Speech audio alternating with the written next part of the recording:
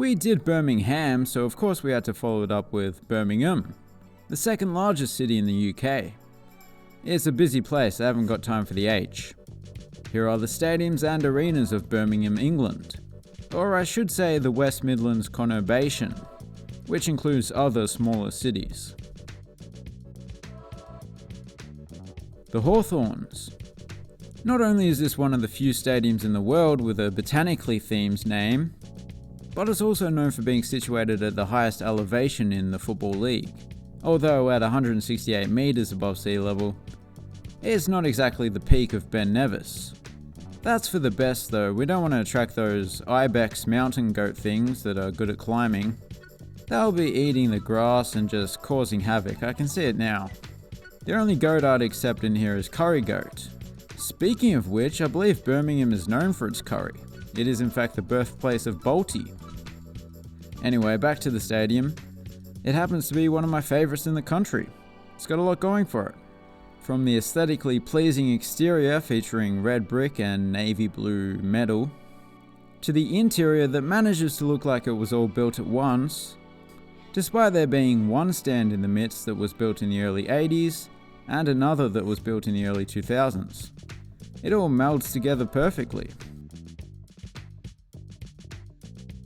Resorts World Arena is the showpiece venue at the National Exhibition Centre, which includes various different halls and whatnot. As you may have gathered from the name, Resorts World Arena is a venue that mostly hosts concerts and shows rather than sports. It has no sporting tenant, but I don't think the owners really care about that, as it's still one of the busiest arenas in the UK. Not that I particularly care about how the owners feel, because this place is owned by Blackstone, the largest private equity firm in the world. Maybe that explains why there are plans to expand the capacity to 21,600, which will make it the largest indoor arena in the country. More seats, more money. More money, more money. Edgbaston. This might not be the biggest cricket ground in the country, not even the second biggest, but it is considered to be the most intimidating ground for visiting teams to play at, owing to not only the raucous crowd, but also the steeply stacked seating at the southern end of the ground, which puts more spectators within earshot of the fielders.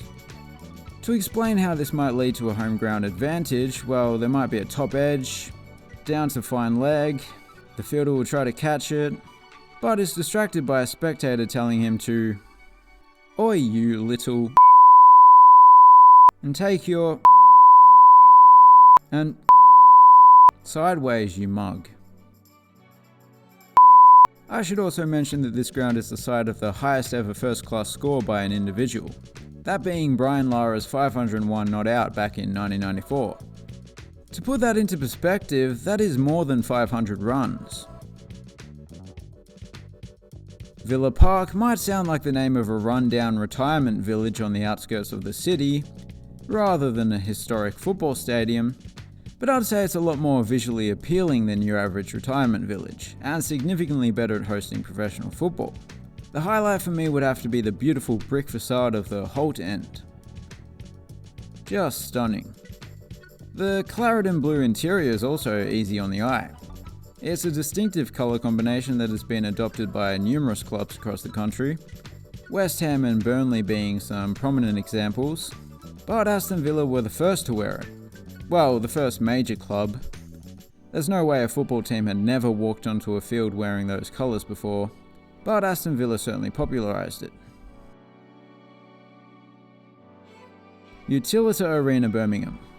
Unlike Resorts World Arena, this is situated in Birmingham proper. In fact, it seems like a prime location right by the canal. Very nice. Oh, and there's like some sort of special Lego store attached to the arena, if you're that way inclined. Personally, I can't stand Lego. I can't stand on Lego. Surprisingly, Birmingham doesn't have a team in either the British Basketball League or the Elite Ice Hockey League. So this is another arena without a sporting tenant.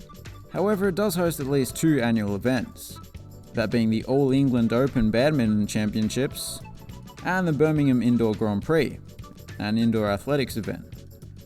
There's a running track in here, as you can see.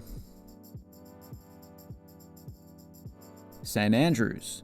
St Andrew might be the patron saint of Scotland, but he was also a big Birmingham City fan from a young age, so the club named the ground in honour of him. Some people might point out that he actually lived before Birmingham was founded, but I don't think that fact-checking really matters when you're talking about saints. In some ways, this ground is like a slightly less pretty, slightly less cohesive version of the Hawthorns. But there is at least one aspect that sets it apart. The railway stand has a very distinctive look to it. Inside there is a tiny upper tier, and outside it has a rather unusual facade. There's no ambiguity about the name of this stand. It's called the railway stand because it's basically situated on top of the railway line. Molineux Stadium. As you've seen, Birmingham has plenty of old stadiums, but having opened in 1889, this is one of the oldest football stadiums in the world. In fact, it is the oldest stadium that was built specifically for a Football League club, the Football League having formed just 1 year prior. The ground is currently amidst a multi-stage redevelopment that has been delayed. So there is one end, the Stan Cullis stand, that is noticeably newer than the rest of the stadium.